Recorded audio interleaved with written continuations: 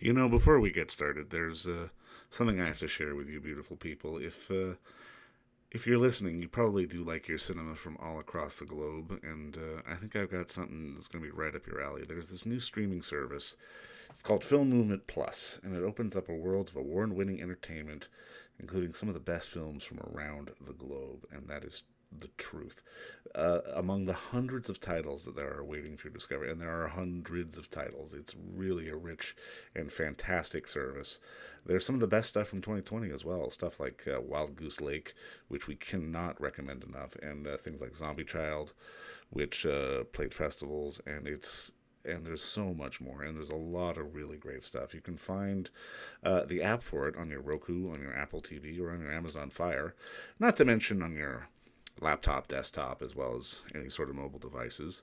And Film Movement Plus is a measly $5.99 a month. It is a great deal, but as a listener of our podcast, and we got a treat for you. If you sign up today for Film Movement Plus, we're going to give you a 30-day free trial, plus the next 3 months at 50% off when you use the promo code SEATS. That is a fantastic, fantastic deal. If you love foreign cinema, I cannot recommend that enough. Sign up today at filmmovementplus.com or follow the link that we have provided on the podcast or on the YouTube link below to click through and get watching today. Ladies and gentlemen, please take your seats. Our favorite movie of the year is just so nice that, well, we had to talk about it twice. And if you're within the sound of my voice, that must mean you're in the seats with once more. As always, my name is Dave Voigt, and I'm the host of this podcast, where we sit down with a wide-ranging variety of industry professionals and pick their brain about current projects, state of the industry, influences, how they got started, and so very much more in a light and conversational fashion, because that's how we like to do it. And if you like how we do it, and I assume that you do because you're listening to us right now, we'd love it if you went and subscribed to the podcast. You can do that over at Amazon, Apple, Spotify, Google, basically wherever you find your podcast. Plus, every single one of our episodes is archived over at our YouTube channel, and that'd be great if you could subscribe there too. Also, follow us on social media. That'd be fun. You can do that at Facebook, Twitter, and Instagram at either at In the Seats or at It's Podcast One. And finally, and I dare say most importantly, please visit us where it all began, over at In the Seats, intheseats.ca, for all the latest movie news, reviews, even some television stuff. But anything that has to do with the moving image we generally talk about, we like doing it, and we like recommending stuff to you. So please give us a visit. Well, on this one, we got a good one. If you're a regular listener, you know that we talked with the directors of Rose Plays Julie this past Friday with a great interview. And it's a fantastic movie, which is out on VOD now, which I do recommend you check out. And if you hadn't, it's Rose Meets Julie is this really intense sort of interpersonal drama about a young woman who looks to find her birth mother, but ends up setting off a chain of events that really changes all of their lives. It's an intense, almost Shakespearean film that you really love to watch, and you can see these characters going back and forth and dueling with one another. It's an exceptionally well done film, and we talked with one of the stars of the film, the delightful and the lovely Orla Brady, and we talked about her role in the film and just how she got started, sort of the work, not just in this film, but in the business in general, and the work she did, and how much she enjoyed working with Joe and Christine, the directors of the film, but also just the piece itself, and sort of the power of being able to do a film at home, because it's set in Ireland, and she is Irish, as you will soon hear, but it's, like I said, this is one of those films you absolutely have to check out. It is a stunning little piece of independent cinema that I cannot recommend highly enough. Rose Plays Julie, which is on VOD platforms now, courtesy of our friends at Film Movement. But that's enough about being blathering. Let's listen to me blather with Orla. Delighted to speak to you. I heard you've been talking to my lovely filmmakers. Is that Is that true? That is, a couple hours ago, I talked with Joe and Christine. They were fantastic. Yeah, they are fantastic, aren't they? They're the real deal. So they are. Yeah, yeah. No, I Oh, guess, I good. guess I guess that kind of dovetails into my first question for you. Like, walk me through how you got this fantastic script, because I mean, I love this movie. I mean, I can't remember the last time I was so transfixed by something that made me so uncomfortable at the same time. Okay. Oh, I like that reaction. I like that. I mean, yes, it should make you uncomfortable. Should make all of us uncomfortable, and indeed does. Um, and I think it is subject matter that has been served up in former times as almost as a kind of enjoyment of female discomfort and violation, if you like, was part of entertainment, and this has kind of turned it around. It's part of a reframing of all that, which is happening in storytelling, in film at the moment. So how did I get involved? In the very normal way, which is that they had gone to Emma, who's casting this in Ireland, and asked for suggestions, and she suggested me with some others, and I think they sent out the script first and had arranged to have a meeting. This is pre-pandemic times. And I remember reading it, and for only the second or third time in my life, in reaction to a script, I thought, I really must do this if I can. I must convince them that I'm the person to do it, because I just felt I really wanted to tell the story, and I could help them. I understood it. I could help them tell the story, and I felt that very strongly. And it's still down to them and their vision of the piece, so I wasn't sure what way it would go. But I really, really wanted it from the moment that I read it, because there was nuance within this script that was so truthful. I'm sure you felt the same thing when you were watching it. There was a kind of fracturing in a way that happens with PTSD, the fracturing of memory. There was the reaction, the fact that you walk away from something as if nothing has happened, and the fact that she decides to live a life as if it didn't happen, as if nothing was wrong. That's a great truth. It's a thing that frequently happens in these instances.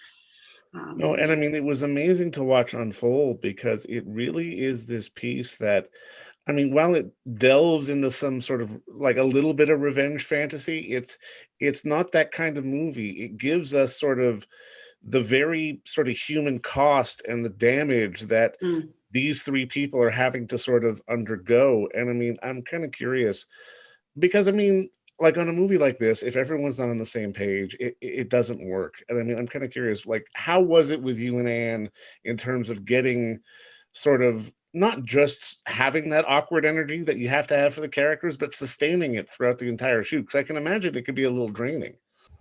Actually, oddly not. If you're, there is something about playing, great tragedy or great emotion of any kind, which is cathartic and energizing in a way, and works in a way that is, I think, possibly more unusual for a younger actor. She's very, very present, very still, very quiet. This is within the shooting. I mean, she's great crack outside of that. Aidan works in a similar way, and I do. I love when you go into the whole kind of moment where you start just going into takes, where you quieten down and you stay in the zone of the scene. Now, obviously, with this work, you would need to. It would be dreadful if someone was hopping in and out and on their phone between scenes. That wouldn't work at all. And anyway, Anne and I worked very, very well together, because we worked similarly. And I found she made my life very easy as an actor, because all I had to do was be there, be present, and be concentrated on her.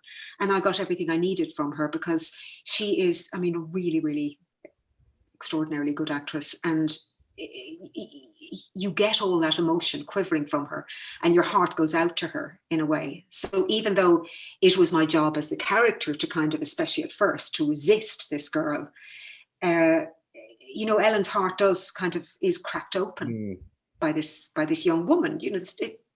her daughter, for heaven's sake, but at first a stranger to her, and a girl she has rejected in many senses.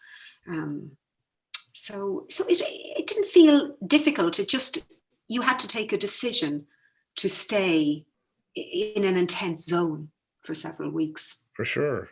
You And I know. mean, something else that really struck me just about all of your performances really is that it's not a film that's trying to hammer home a social issue, or it's not a film that's trying to sort of tease any kind of revenge fantasy or anything like that. It's a film where we can see sort of the wheels turning and sort of the machinations of all the characters as these things unfold. And I mean, I've got to imagine it must be an interesting ride for you as an actor to sort of be able to really sort of dive into the entirety of the arc of the story where you need to go with it.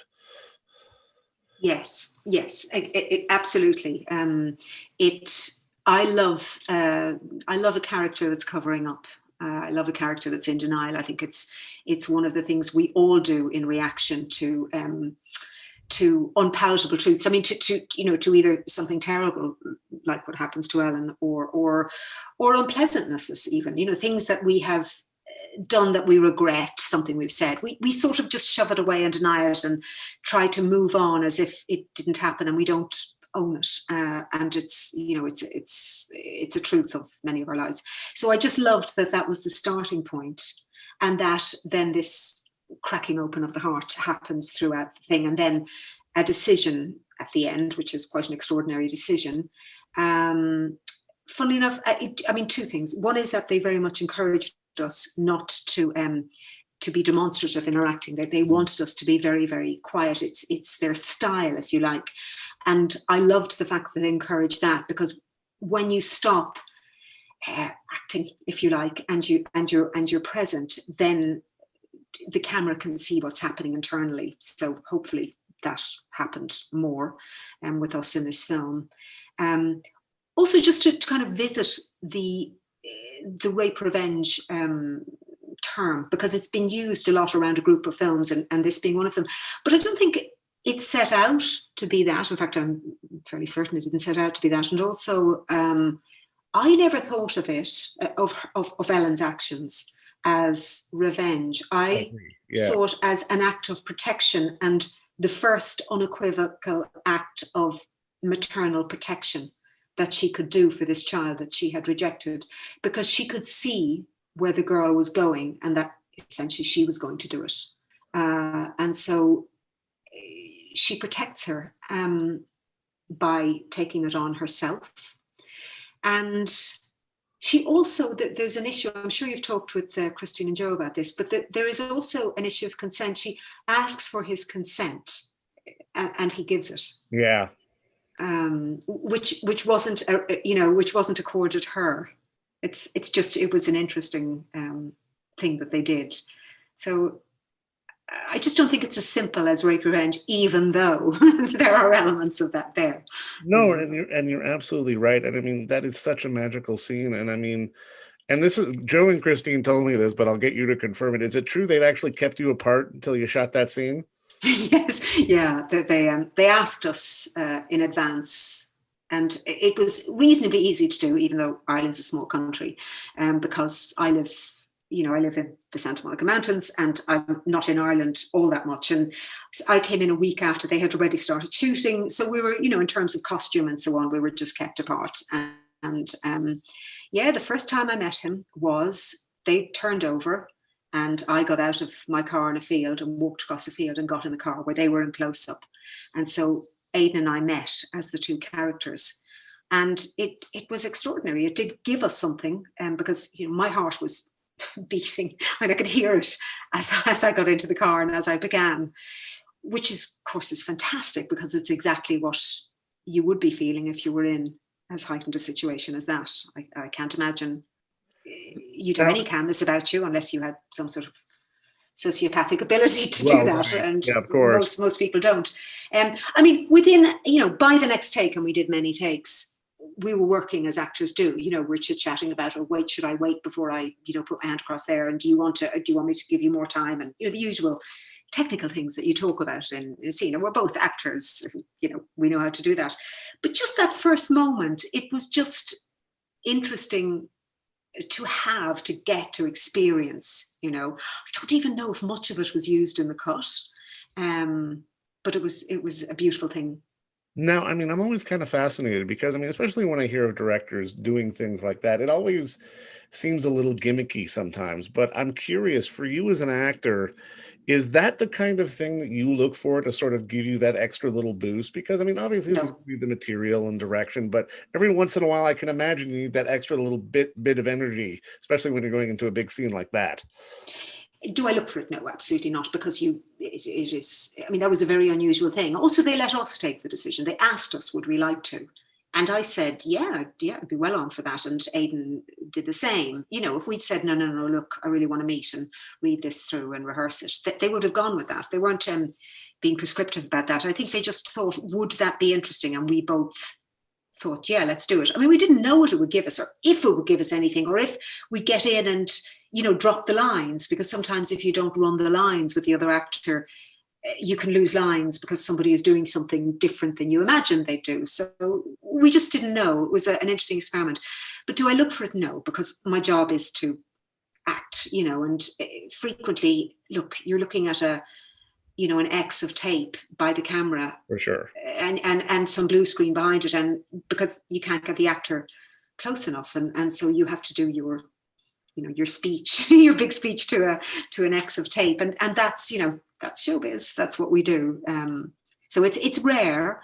It was an intriguing suggestion, and I think it says a lot of good things about it. It really wasn't gimmicky, and it is the opposite of what Joe and Christine are. They're very true writers and filmmakers. They which is why, and I could see at the first moment I read the script, there's a lot of truth in the script, and that's why I wanted it so much, because you read many a script as an actor, and frequently they're exciting, they work, they move forward, there's a kind of narrative drive that's exciting, but this one was deeper than that.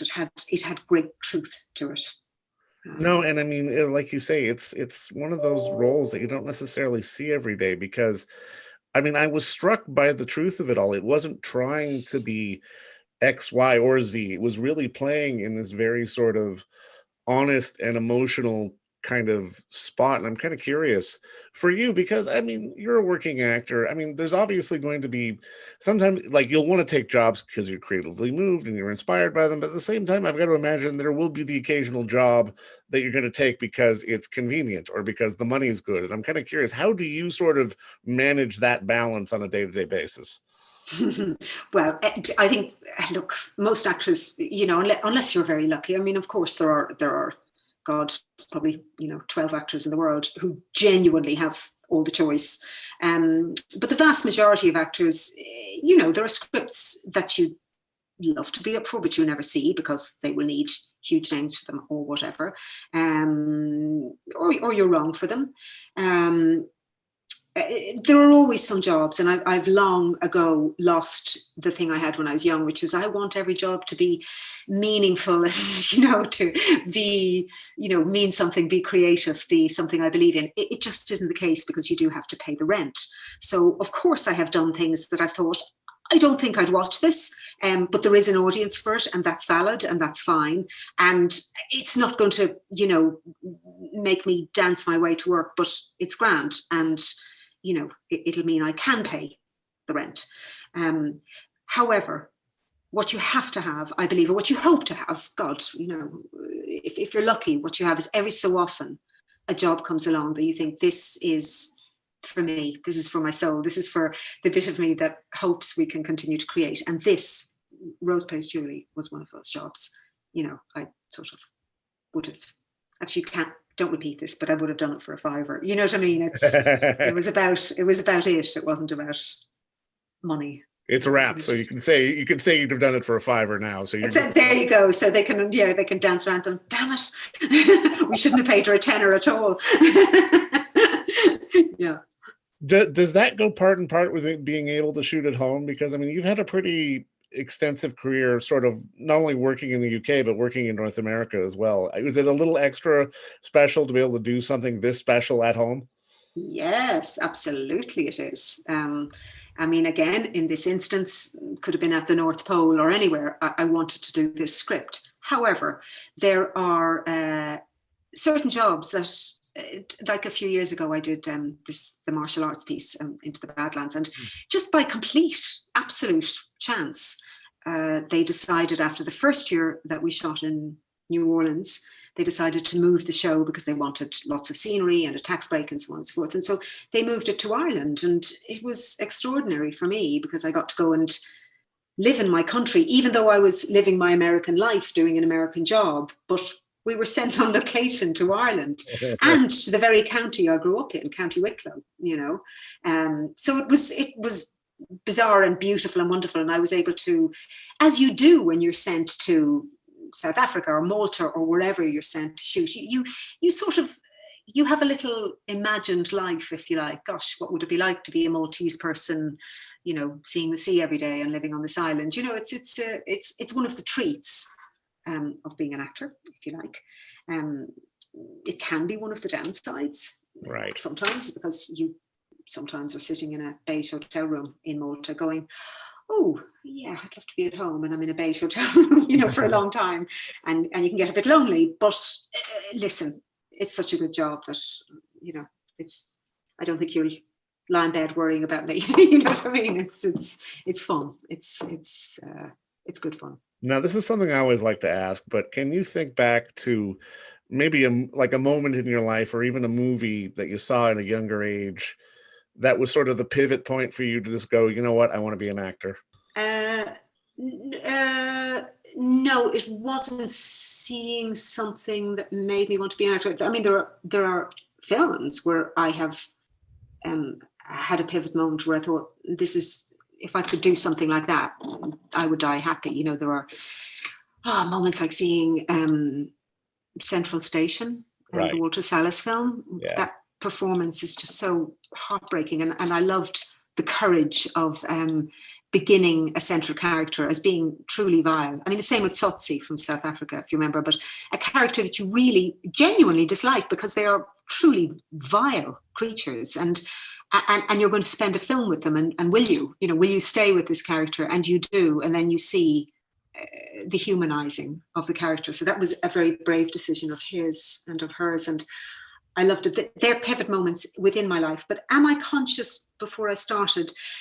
No, I think I sat on the side of a remember, I never well, you wouldn't know this, but I never thought I would go into movie making. I thought I was going on stage when I started. Okay. All right. So I had pivot moments where I sat in a theatre that was down the road from my house. I grew up in the centre of Dublin, right in the centre, you know, and kind of nobody else lived there. It was a very empty place because the town was empty once the business day ended, and everyone lived in the suburbs. And there was a theatre a few doors down from us, a lovely big Victorian theatre. And then round the corner, there was a very beautiful arts centre, the Project Arts Centre. And in both of those places, I spent time kind of hanging around, kind of just going, can I sit here and watch kind of rehearsals kind of thing? And I sat and thought, if I could do anything that told these stories, I would be happy. I would feel my life is, complete, if you like, that I'm living my life. And so they were my, if you like, moments. And I went on stage. Much later, somebody asked me to do some shooting, and it almost never struck me that filming existed, because when I started, there was very little filming in Ireland. That which filmed in the 80s was usually, you know, a big American film would come in and it would already be cast with stars. It wasn't really about the Irish performers. So that was filming was a surprise later on. Now I'm curious, how do you feel your training, your theater background prepared you for the screen? Because whenever I talk to people who have theater backgrounds, I always find that they tackle the entertainment industry a little more pragmatically than maybe people who just went in straight into television and film. Yes, there is a different way of thinking about it. I mean, I mean, one of the things you do, which barely exists anymore, is you did repertory theatre. You know, you go up and down the country, Right.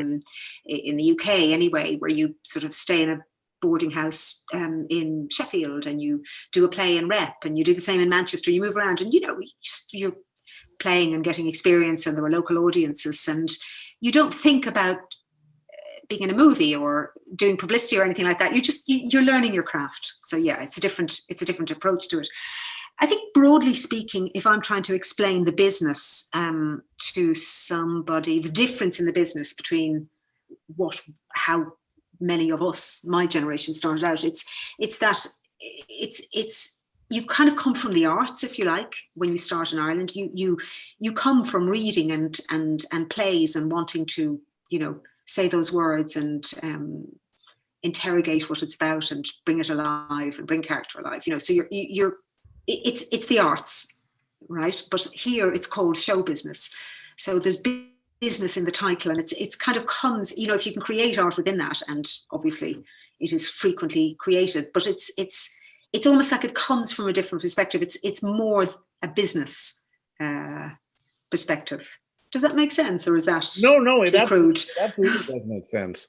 Because I mean, I'm always fascinated just in terms of just how you manage the day to day. Because I mean, again, when you're going to be somebody on screen who's working fairly regularly, you may or may not get recognized. I mean, I think the first time I remember I saw you consciously and was Fringe, and then I would remember seeing you in other things after that. And it's one of those things where I'm always kind of curious, especially when again you're not doing theater and you're doing screen and it's being seen by more people. How do you balance, I would say, I probably the anonymity or that you would want to maintain as a human being versus someone who is on screen on a semi-regular basis, depending on the project? I don't have to worry about that. It's you'd have to be at a level where you become very familiar as a character to the public. So a very long running big thing. And that, I don't think any of the TV shows I've done have, well, I mean, vaguely, there was one in England where you'd wander out the next day and people would chat to you a bit in the street, but not really much. You know, what I'm saying is you have to be, you have to be really on screen a lot for people to become very, very familiar with you. And it's very easy to keep that at bay, even if that is going on. I mean, if you just have a pair of glasses on, you're good. You know, you have to be at a very, very well-known level before that is unequivocally the case that you'll be noticed. And also remember, you're performing when you're on screen, so you're in a character and you hold yourself and have a certain emanation, if you like, as the character, which you don't need to have when you're, you know, picking up fish fillets in the supermarket. Do you know what I mean? It's just not, you're not the same person at all. So I other than very nice people who occasionally come and chat to you, I wouldn't have any feeling of lack of privacy at all, which is great, because that would be a strange life to feel that. No, absolutely. And I mean, I'm glad because it allows for like actors to really dive into material like this film, and it's one of those things where it almost feels like if this film had tried to be made with people who are maybe a little more well known. I mean, obviously I watch a lot of films, so I know you, I know Aidan, but the general public may not from first glance. It's a different experience for me as versus maybe a more wider audience. But I'm kind of curious, how important do you feel it is for you, especially when you're going out for stuff and you're reading stuff, to try to find something that again is doing something unique, and just for your own personal satisfaction, because like you said, this film, it's tackled issues that have been tackled before, but it does it in such an interesting and compelling way that it makes it so compelling for you that you have to say yes. Like, how important is it for you to sort of find projects where you feel compelled to say yes as opposed to just saying yes? Oh, like I said, it's life sustaining. If it didn't happen every so often, you'd die a little. You know, if you were just having to make money. I'm in the lovely easy position of not kind of feeling I'm letting down, you know, children by starving them or anything like that. I can turn things down. I don't need to live a very moneyed life. So I have turned down things that were just about money, and sometimes had to take things because you need to, as discussed, Pay the rent. pay Yeah. your rent.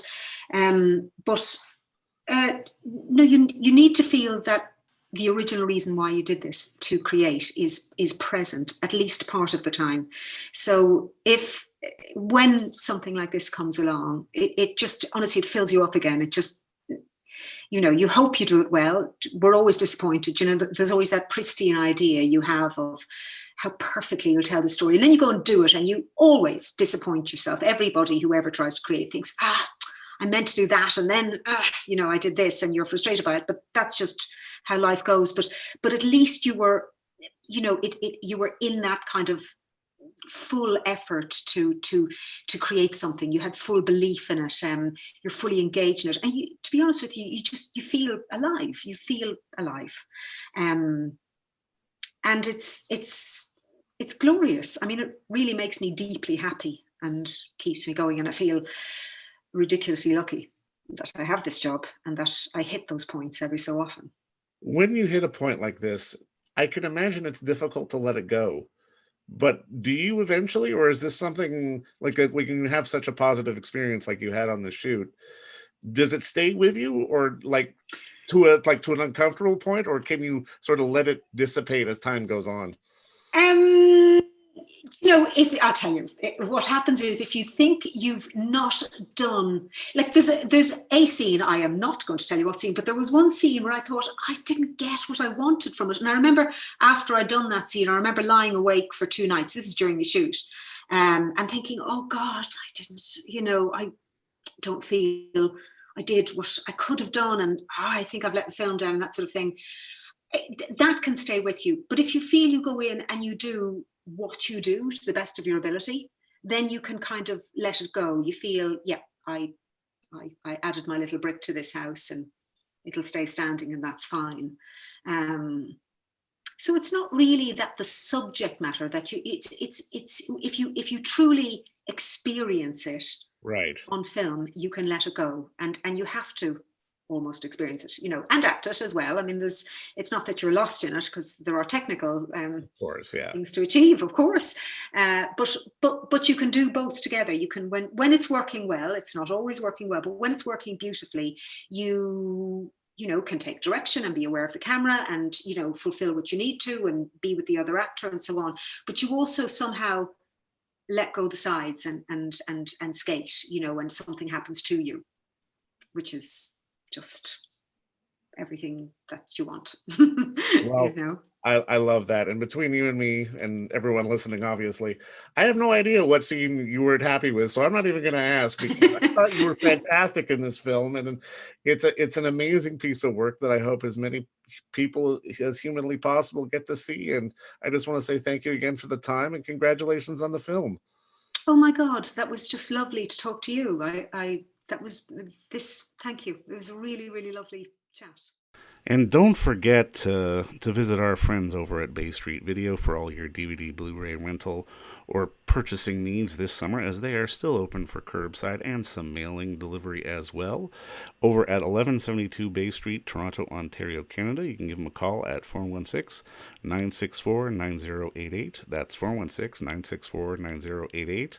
Or send them an email at baystreetvideoto@gmail.com for any of your DVD and Blu-ray needs.